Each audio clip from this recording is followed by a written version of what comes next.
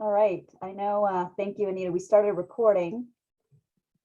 So I know we're trying a little bit of a different format. We're always experimenting to try to make these as helpful and informative as possible. So we're doing a meeting format this time, doing a DEBS town hall. Thank you, everyone, for joining. I see we're up to, I think, 140 or climbing people participating. So welcome, everyone. Thank you so much for joining. We have a great agenda today. We had over 30 questions submitted today for our town hall topic, which is reopening of DEBS offices. So we're very excited to have everyone join. You went on mute. Okay. You're still on mute. There we go. Great, thanks. So I think I was saying we had over 30 questions submitted today for our town hall topic, which is reopening of DEBS offices. So really excited to have that discussion with everyone today and really excited for the engagement. So thank you everyone for submitting those questions. We do anticipate that we'll probably have some time to take some live questions. So I also want to encourage everyone to utilize the chat function to submit questions there as well.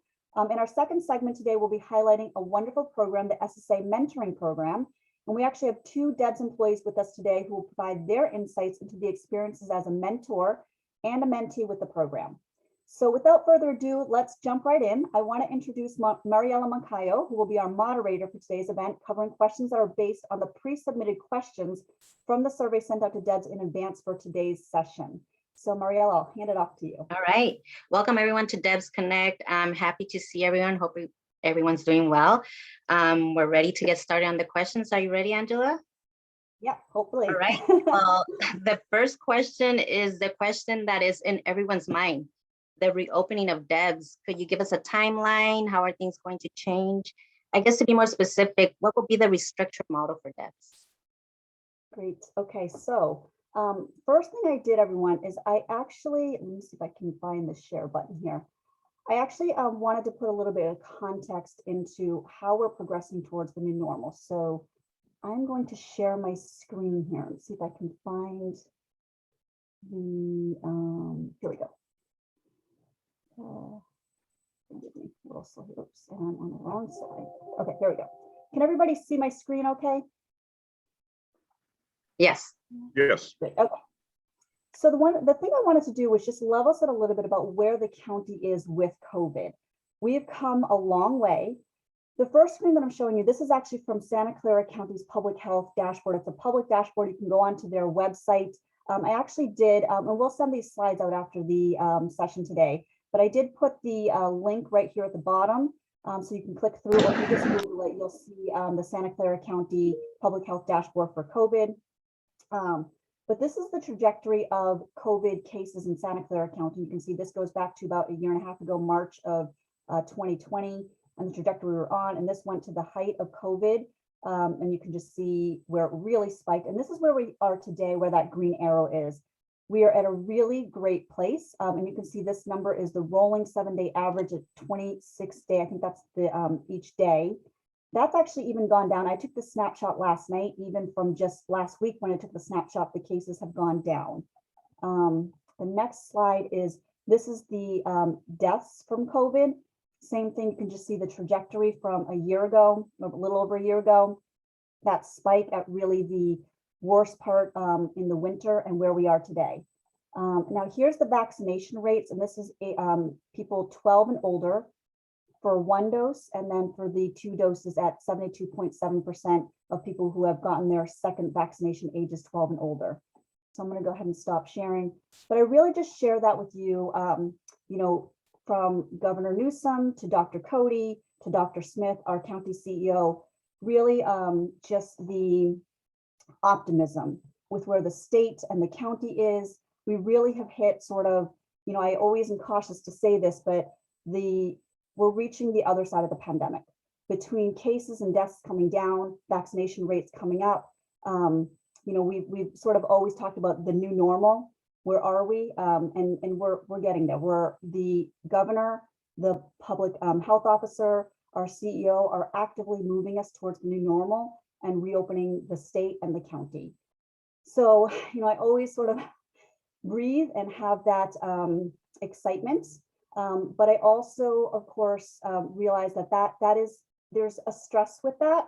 And even if it's a positive stress with moving forward in our personal and our professional lives. So, you know, we all sort of recognize that. Most of the restrictions, largely really pretty much all of the restrictions that we've been living under with COVID for the last year or almost a year and a half have been restricted. Now, I understand, of course, there's still some things in that new normal that we'll be living with. I know in the questions that were submitted, there was quite a few around, are there still social distancing and cleaning, and particularly, the masking and the, there's masking, and there's a couple things that are still hanging on, like with the vaccination disclosures that everyone was asked to submit. So we'll cover a few of those things today, but certainly we're really moving into new normal. So that's the thing that I really wanted to emphasize, is that most of the protocols really have been lifted. So that's really exciting, but I still, of course, understand that there's still things that need to be figured out. So that's really, I think, what we wanted to talk about, particularly in this section about what does that look like for DEBS and what does that look like for our reopening. So let's see, I think a lot of the questions that came up, I know Marielle asked me, what is our plan? What is it going to look like? What are we doing? So I have to just be upfront and transparent. I always like to do that. And I always want to basically be as clear as I can be in what I do know and what I don't know.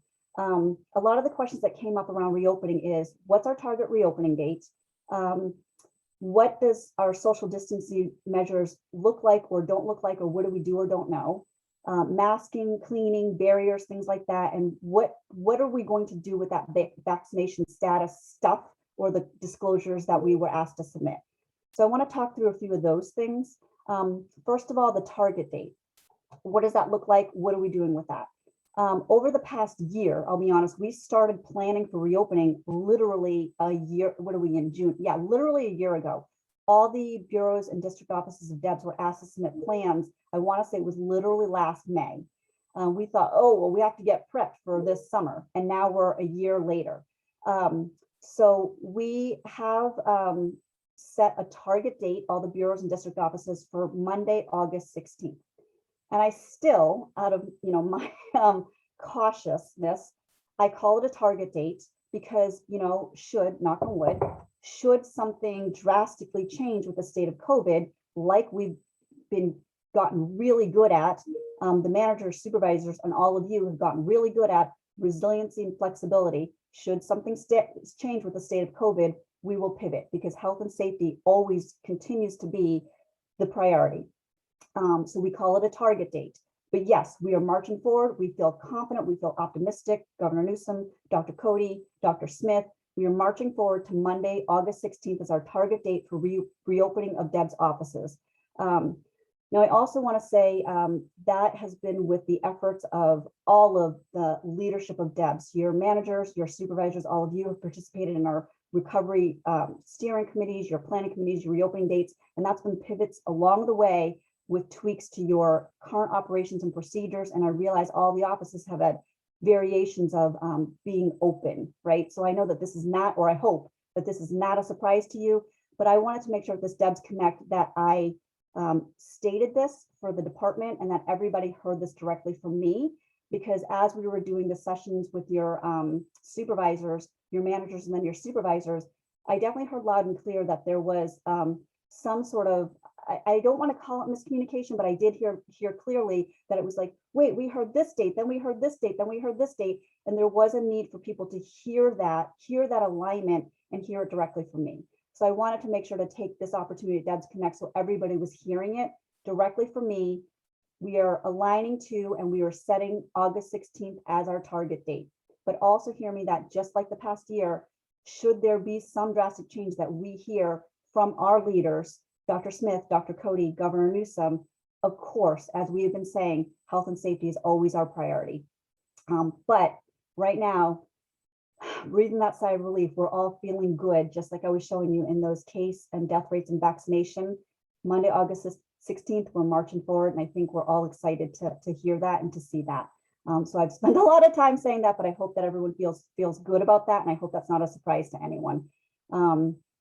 Okay, so that's the first thing, is our target date is Monday, August 16th. I wanted to make sure you heard that. Second thing, we are cascading this message through the department. Like I said, hopefully this isn't a surprise to you, but I want you to work with your supervisors, your managers. We have not announced this publicly yet. It's not like it's a secret. It's just that, of course, just like we're doing here, We want to make those plans thoughtfully, that we are informing the public, our CBOs, all of those things, so that those planning efforts are underway throughout the department with the bureaus and district offices, with our outreach. I know Roseanne, all of those efforts are underway right now to communicate that to the public. So please, of course, you guys know the engine better than I do. We're making those plans right now. So of course, this is one effort to make sure that we're all in alignment and we're all on the same page with that communication. So those efforts are being made now. So please work with your supervisors, your managers, your normal channels as we make those efforts to communicate that to the public. Let's see, I think those are the main messages I wanted to make sure to get out on the target date for our reopening. In terms of, I'm going to move on to social distancing, cleaning, barriers, all of those things. Now, social distancing, barriers, cleaning, all of those things, cleaning, disinfecting after every individual, that is, those things are no longer required. According to the all of the things from our public health officer, CDC, all of those guidance and all those things that have been required because of COVID, those things are no longer required. So SSA, the county, we are following all of those guidelines. And as of now, I believe it was June 15th, Anita Torres can keep me honest on that, but those things are no longer required. We are following all the everything to what the experts are directing us to do. Vaccination status, disclosure, masking. Masking protocols are in place as specified by CalOSHA based on vaccination status. Now, I say these things because a lot of what I'm saying now, this is as of right now, and this information is literally breaking as we speak from CalOSHA. We're getting information from county administration. So some of this direction is literally breaking as we speak. So I can tell you what I know as of right now. And there is further guidance that will be coming from SSA, or official guidance that will be coming from SSA, as it is clarified from our county administration, from CalOSHA. What I can tell you right now is for masking protocols based on vaccination status, based on what you declared in the form, on the vaccination status form. If anyone doesn't know what I'm talking about, talk to your supervisor or your manager. Now, on that form, you were asked to declare if you're vaccinated, if you're not vaccinated, or you could choose not to declare. Based on that, if you chose not to declare, then you're assumed to not be vaccinated. Now, based on that, if you are vaccinated, face covering is optional. If you are not vaccinated, you are required to wear a face covering. If you chose not to declare, then you are basically not vaccinated and you are required to wear a face covering. Now, those who are not vaccinated, I'm reading off my notes to make sure I get this right. An N95 mask or face covering would be made available to you. Now, there was some questions about how will this be enforced, and some deeper questions. Now, those things are the things that are being worked out right now. And that's why I say SSA will be coming out with official guidance and more of these details. Those things are literally being worked out. We just got this guidance from CalOSHA literally last week. So like I said, now our target date is August 16th, a little further out, because like I said, a lot of these things are literally coming out right now as we speak. The public or visitors to county facilities, they will be required to wear masks. So again, details around these things, how they'll be managed, how they'll be enforced, so to say, all those things are being worked out now. So further guidance will be coming out. But I know there was a lot of questions around masking, details, all that stuff, but I did want to give you again what I know as of today, as we're getting guidance and as these things are being figured out. So there was a lot of questions around that, so I wanted to make sure to address that. One other comment, this applies to DEBS employees.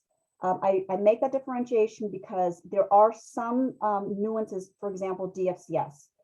Some of these rules will be different for other facilities and settings. And I say that for like healthcare and some facilities that apply to youth in like jails and things like that. So I just encourage, what I'm saying here applies to DEBS employees. If you are in other settings or other departments, other protocols or guidelines may apply to you. So if you are in another department, I encourage you to make sure you're checking in with your supervisors or your management. And that's why I say official guidance will be coming from SSA. So we need to make sure to wait for them to make sure we're seeing the full nuances. So what I'm saying to you is just sort of to give you a general guidance and sort of a heads up for what will be coming for DEBS specifically. Just wanted to make sure I said that in case there's anyone from here who is not a DEBS employee. So wanted to make sure I had that little asterisk also.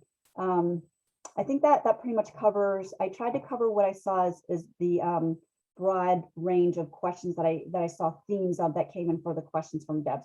Hopefully I did actually address the questions, Mariela, that you asked that I were the broad, themes that came out from the questions though. Yes, I did. I believe you did.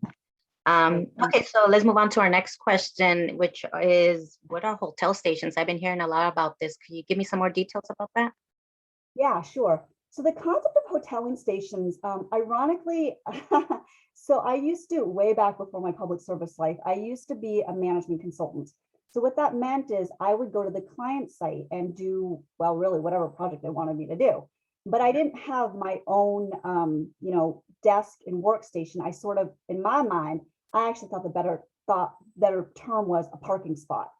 So, but I think they think hoteling station because when you go to a hotel, you check in and you use that, bedroom, that facility for the night.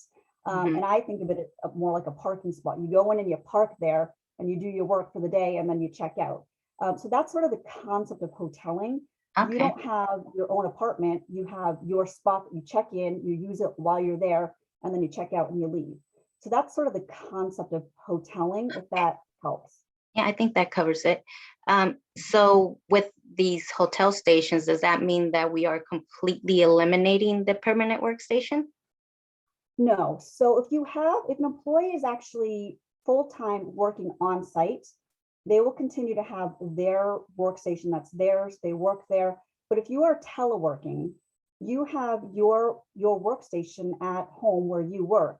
If you only needed to come to the office, every once in a while, then you will use a hoteling station, but your primary workstation is at home. That's the general concept to it. Now, there may be some instances where if you're hybrid, you may have your own workstation. It sort of depends on the needs and the business needs of that particular bureau or district office. But the general concept is if you are permanent, you work on site 100% of the time, you will have your workstation.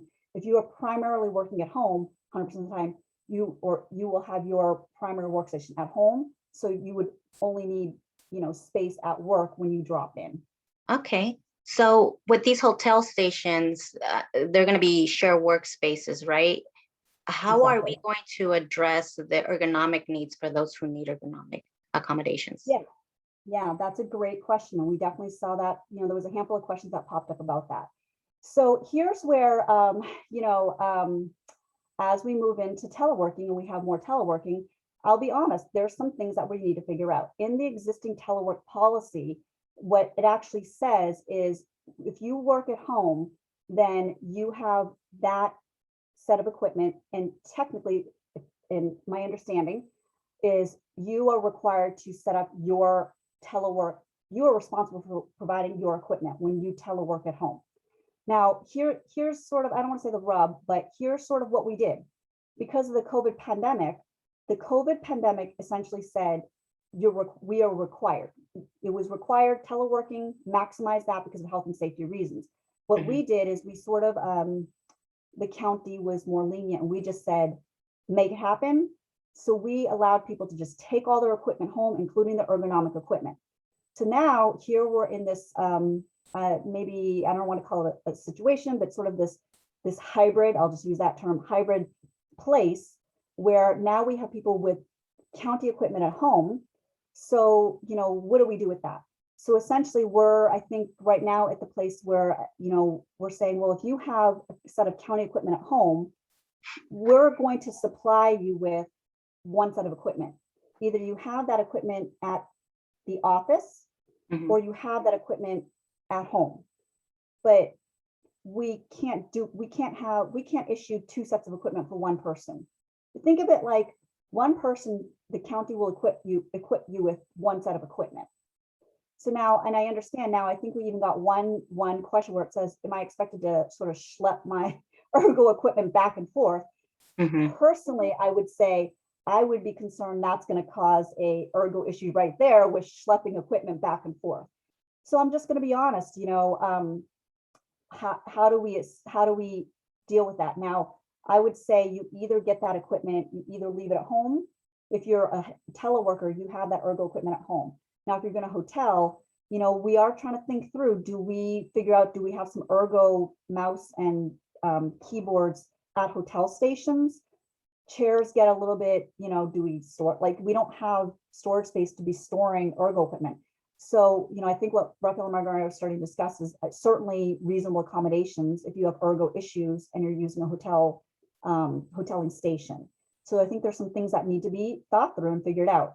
But the, you know, the sort of the standard thing is you either have the ergo equipment at your, if you're not hotel, if you're teleworking, but you've been already issued that equipment. Okay. Teleworking. Okay. Hopefully that makes sense. Yes, it does. You mentioned in your right now the telework policy, and that's something that our staff has been asking about. Could you provide us more details about our telework policy? Yeah. So I think I'm gonna extrapolate and read into your question, because I think for me the question that seemed to pop up a little bit is why. Sorry, my brain went into a different direction. So the question that seemed to come up a lot was, are we going to continue to have telework? Am I reading into that? Yeah. Yes, that's correct. Yeah. So I want to level set one thing first is during, or I think I actually already said this, during COVID, telework was required. Prior to COVID, we had a telework policy. And now I think the question seems to be, well, prior to COVID, we had the telework policy, but we really didn't use it. So it seems to me the fear is, well, if we're going back to the prior telework policy, does that mean we're really not going to use it again?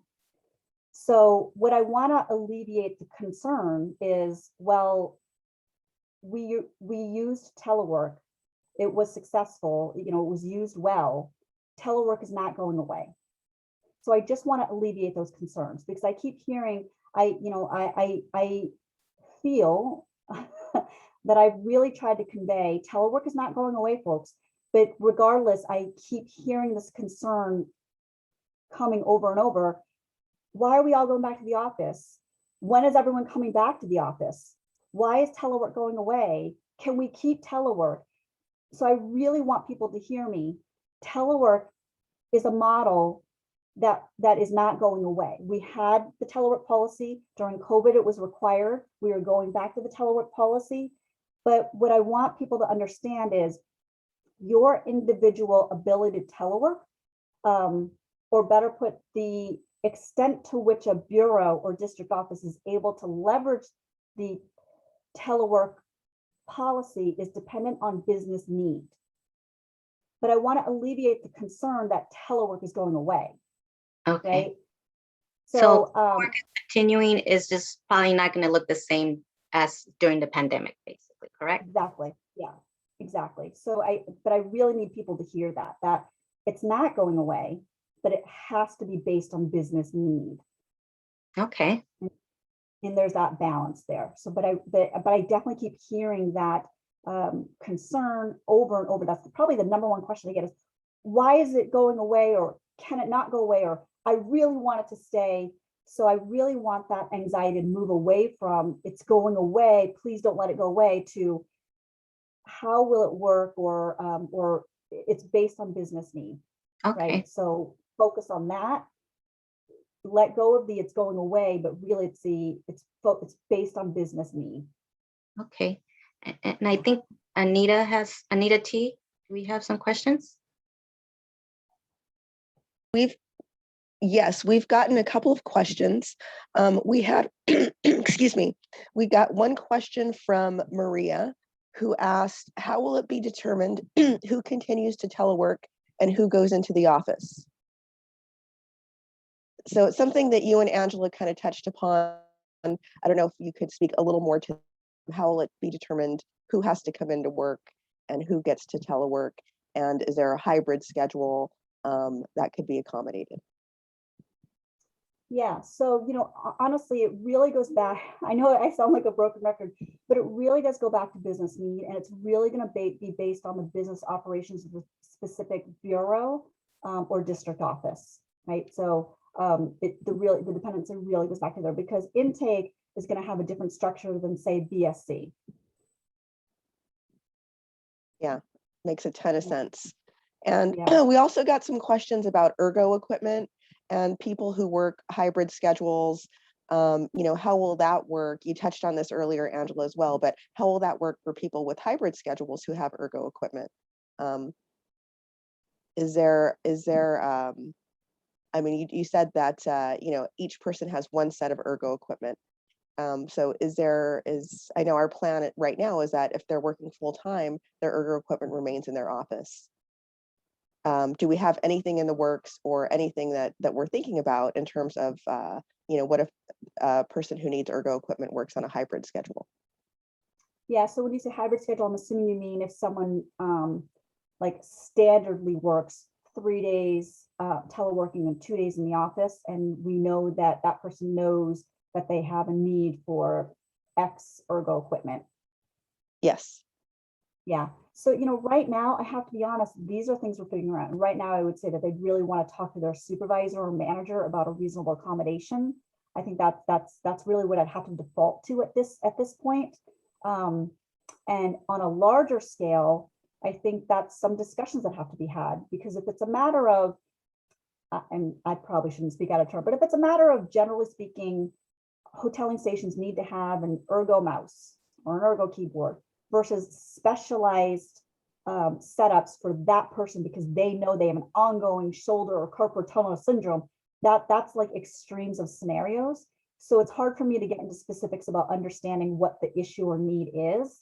So I would say right now, I'd have to say really that person should go to their supervisor or manager for their specific situation. Okay, yeah, it makes a ton of sense. And I mean, especially since this is so new and we're kind of figuring things out as we go. So our policy now may not be the same as it is in, 6 months from now. Exactly. As we learn more, we'll do better. Yeah. Okay. But right now it's sort of like we gotta know so we can learn and figure it out. Okay, thank you. Yeah, so those are the questions we've gotten so far in the chat, and thanks to everybody who's asked in the chat. Really appreciate it. Yeah, definitely. I guess I have another question. Is telework a privilege or a right? I guess if you could clarify that for us. It's a privilege for sure. Yeah. Yeah, So just based on the business needs? absolutely. Yep. Okay. Based on the business, it's, our clients come first, and that's who we are here to serve. Right down, to me, when we return to the office, I fully anticipate the first thing I want to do is make sure that I'm out in the offices and understanding what's going on. I need to do what I need to do to serve you all and to serve the clients. Mm-hmm. That's forefront to my mind. And telework is a great benefit from a work-life balance perspective, from a green environmental perspective. And honestly, actually, this is another thing I think that came up as a theme of questions. But it's also from a fiscal perspective. I think there was a couple questions around why can't everyone have their own workstation? You have to think teleworking isn't just about work-life balance and green fiscal initiatives. Green environmental initiatives. But if let's say everyone got to telework and only had to come in the office every once in a while, and everyone also had a desk. Let's say we had, just to make the numbers easy, 100 employees, and all 100 employees had a desk at the office. You have to remember, taxpayers are paying for that desk, that computer, that building, the electrical, everything, those staplers, those printers, everything that is functioning in that office that those 100 people are not sitting at. And if only 10 of those people have to go into that office, once a week or twice a week, then those taxpayer dollars are paying for all of that. If we only need 10 of those seats because only 10 people have to be in the office every day or twice a week, whatever, just painting the picture of the numbers that we're looking at, we could reduce that office to an office for 10 people a day. I'm probably completely doing the numbers wrong, but I'm just painting the picture for you of what we're looking at.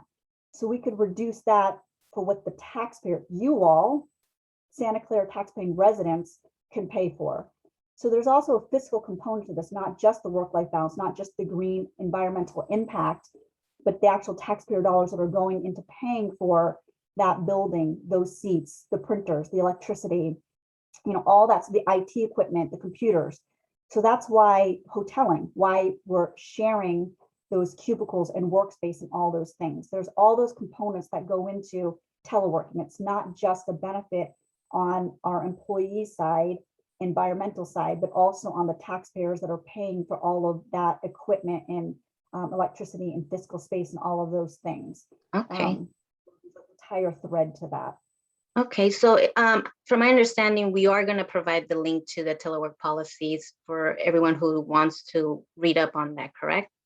Yeah, let's do that. Yeah, at the end of the session, when we wrap up and do our announcements, we'll make sure to include the telework policy. And I just want to remind everyone also to make sure that you check in with your supervisors or managers so that you're up to speed on the telework guidelines and policies. Because remember, we're moving from COVID time where it was required back to the normal policies, procedures, and guidelines, policy protocols, guidelines for telework. So I want to make sure that everyone's up to speed and just on the normal telework guidelines and protocols.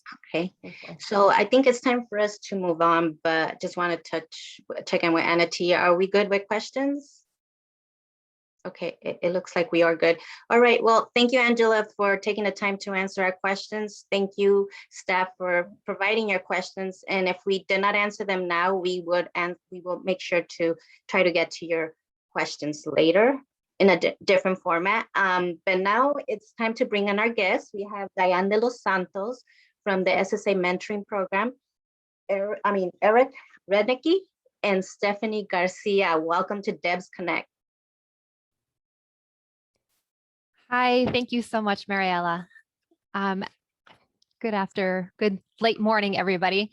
My name is Diane de los Santos. My pronouns are she and her, and I'm the project manager in program support, research, and evaluation that supports the mentoring program.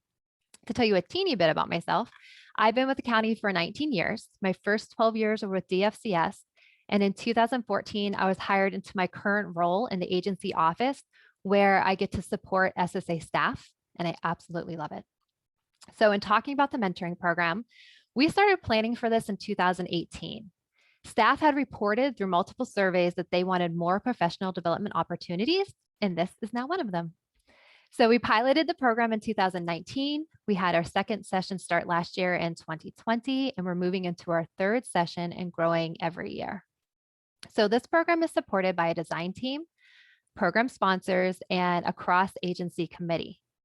So with that cross-agency committee, the DEBS representatives on the committee are Maria Sinclair, Lily Vasquez, Raman Rai, and Anita Torres. You need to know who your people are. Okay, so the goal of the program is to match SSA staff together in mentoring partnerships to support the professional development of the mentees.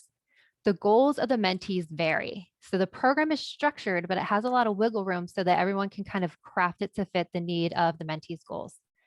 Some goals that mentees have had in the past were to learn about other areas in SSA and to gain different perspectives, work to maintain a healthy work-life balance, gain soft skills, learn competencies to other positions that one day they want to hold, and shadow to gain more hands-on experience. Those are just some of the goals. There's lots of variants. The program is a one-on-one mentoring program, and that's not going to change this coming year. It's largely going to be a one-on-one mentoring program. We are also, though, going to do a pilot to see about if small mentoring groups is something we want to do. So we're going to have a couple groupings where there's one mentor and 2 to 3 mentees, and they will get a combination of one-on-one attention and then group meetings. Okay, application time is going to be in the summer. Applications will be online. They'll take about 10 minutes to complete, and they're in a program called Wisdom Share, which we will make easily accessible to everybody. So what the program has is it has an algorithm that helps us make the best matches with interest and with chemistry for the pair. This is also a place where people can track their goals and their action items, their milestones, and then there's a library for materials for both the mentor and the mentee. All right, so in order to apply to the program, you have to have your supervisor's permission and be able to commit up to 4 hours a month for the 9-month program. Okay, so what does it mean to commit to the program? So beyond the 4 hours per month for mentoring activities, which can range from meeting time and shadowing, project time, et cetera, there's an orientation that will be at the start of the program, a meeting in the middle, and then a celebration closing at the end. There are also 3 surveys that need to be done within the 9 months. This coming session, we're also going to have some optional meeting times. We heard from people in the last session that they'd like to have more gatherings. And so we're going to try that out, see how it goes.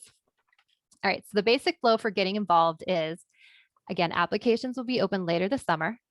Matches will be made and participants will be notified of their matches in late August, and the orientation will be in September, early September.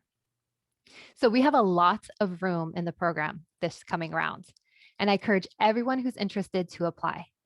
I want to tell you that although we can't guarantee that every single person will be matched, we're going to do our best. And the reason we can't make a guarantee is because we just simply don't know who's going to apply to the program.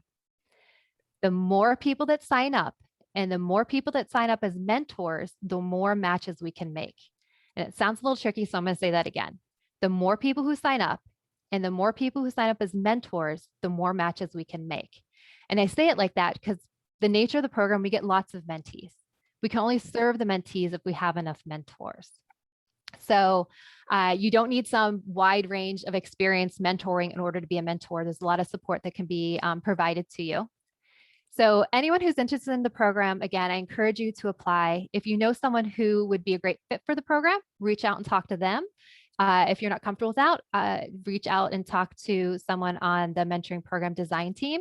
You're going to get our contact information at the end of this event today, or to me directly. I'm happy to talk to anyone, do outreach, come to unit meetings, whatever you guys need. We also have 2 panels of past participants coming up and 3 drop-in sessions for folks that can pop into and ask questions. So there's no registration for any of these events, and the information will be posted on the intranet and come out in the employee engagement well-being newsletter you're going to get this week. Okay, so both mentees and mentors who have participated in the program have reported high rates of satisfaction, development, and would recommend the program to others. So with that, I pass the mic to Eric Renike, a 2-time mentor to the program. Thank you, Diana. Good morning, everybody. My name is Eric Renike, and I want to just thank Angela and Rafaela for inviting me to speak about the SSA mentoring program. I've really enjoyed it. I've been in county government for about 22 years. I started my career as an ER social worker, and I did that for about 10 years. And I enjoyed my work at CPS. And I transitioned into homeless services as a social worker thereafter. And I've kind of landed there in different programs, working with the homeless in different aspects. I'm currently a social work supervisor in the SSI advocacy program, and we're stationed at the GA building. One thing that I've really thought was great about the mentoring program is the matching. Like Diane said, I've been a mentor now for 2 times, the pilot one and then the first active 9-month period. And both of the social workers that I've worked with, I just can't say enough about the matching. It's just been great. The rapport between myself and the social worker, 2 social workers, has been awesome. It's just I've taken so much from being a mentor, and I believe that the mentees also took a lot from that experience. I plan to do it again as a mentor. I feel like, with 20 years of experience as a social worker and now as a social worker supervisor, I really feel like it's my responsibility to kind of pay this forward. The job of a social worker, as you all know, whether it be at DFCS, APS, IHSS, SSI advocacy, it's a challenging job.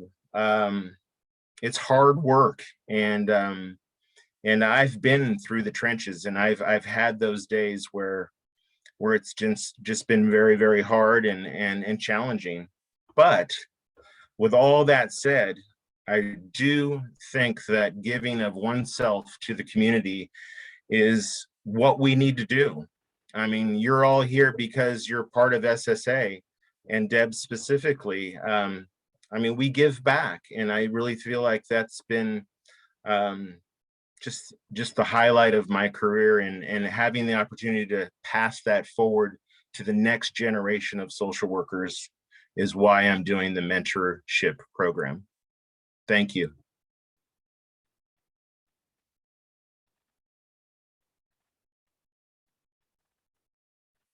And with that, I'll pass it on to our mentee.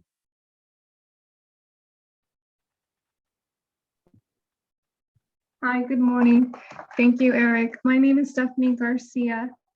Big thank you to the director and staff for hosting our department's Connect platform during pandemic, and to take a second for those we lost. Special acknowledgement to the SSA mentoring, the opportunity at hand, the program manager, Diane De Los Santos. I myself am a generic bilingual intake worker since 2015, and a contributor to the department's Cultural Excellence Committee and a new UBT facilitator. In the past, an intern and earn mentor for 2 years. Today, I'm excited to say I'm celebrating my SSA 9-month session and the long-term rewards. Initially, I gained a personal connection with my mentor and the role they held.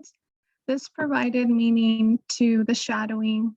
The mentor set forth exercises and a blueprint, which helped me transcend those challenges. Uniquely, the mentor saw possibilities one can't always see and creates a bridge. This helped guide me toward the review for future job duties and to formulate vocational goals. The tangible soft skills as well. There was access to mentoring staff too, and an avenue to build my strengths. Genuine appreciation for my mentor. The voluntary experience was fun and a way to give back and lend a colleague a hand. Thank you.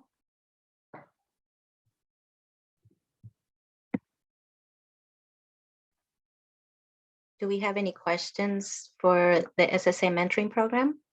If you do, please put them in the chat and we'll try to get to all your questions.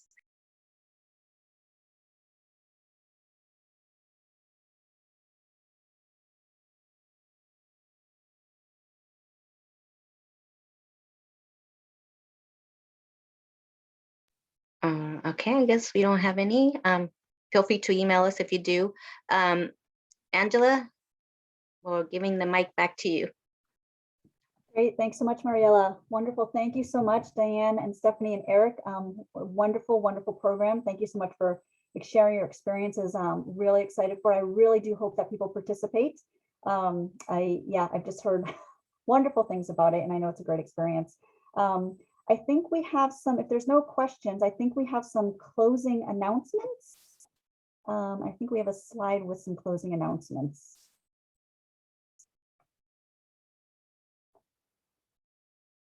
Great. So I know this month we have is LGBTQ Pride Month, and there's some events going on. So we did want to provide you a link, and I think we were going to throw these links up in the chat as well so that people could click through. There's some events going on, and there's this link so people can click through and take advantage of attending some of those to celebrate Pride Month. Also, we wanted to give a link to the Telework Policy. I know that we had mentioned that, wanted to make sure that people were up to speed on the Telework policy, please engage with your supervisor or manager to make sure, as I mentioned earlier, during COVID time, we moved to telework being a requirement. To maximize that, right now we're moving back to telework policy and guidelines pre-COVID. So I want to make sure that people are up to speed and are knowledgeable about the current or pre-COVID telework guidelines and policies. Also, here's the SSA Mentoring Program link as well. If you have any questions about the upcoming deadlines to sign up for that program, you can email Diane De Los Santos or the SSA Mentoring email that is up here. And we also provided a link to that in the chat. Want to also remind people that there is a meeting at the bridge this Thursday where the county administration covers many various things, including COVID topics. And I believe they will be covering some of the new protocols that have been coming out in the past couple of weeks regarding the CalOSHA guidelines. I know there's a guest speaker this week. Forgive me, it escapes me. I forget what the guest speaker is this week, but there was an email that came over from the county executive. But I know that they always have breaking topics on the COVID hot topic. So that might be of interest for you to attend this week. Last thing, I always like to encourage the DEBS Connect Vodcast survey. We always like to have people fill out that survey, always trying to be responsive to your feedback. We've been experimenting with the format of our DEBS Connect session, particularly like this time we tried a town hall format to just really get engagement and try to make these informative and responsive. So I hope that you enjoyed today's session. Please go ahead. We are including a link in the chat. Did that go up? Yes. So the link is in the chat as well. Really encourage if you could just go ahead and click through right now. I think there's only 3 or 4 quick questions. You can do it in like 5 or 6 minutes. Really do appreciate your feedback. So I think with that, we have concluded today's session even 10 minutes early. So you gave you 10 minutes back of your life. So hopefully that helps. But if you go ahead and click through on that survey, would really appreciate it. We really do value your feedback and try to be responsive and make these sessions helpful. So I think with that, we're a wrap. Thanks so much, everyone, for your participation today. And like I said, hopefully this was helpful. And I think that's it. Thank you so much, everyone. Hopefully you have a great rest of the day and a good holiday. Bye. Oh, and actually, I do want to do a quick shout out of thanks to Thomas Cooper, Anita Casillas, Anita Torres, Mariela Moncayo, Rafaela Perez, Margarita Hudsek, and of course, Diane De Los Santos, Eric Renike, and Stephanie Garcia. Thank you so much, everyone. Would hate to have missed doing that. Thank you so much. Have a great rest of the day.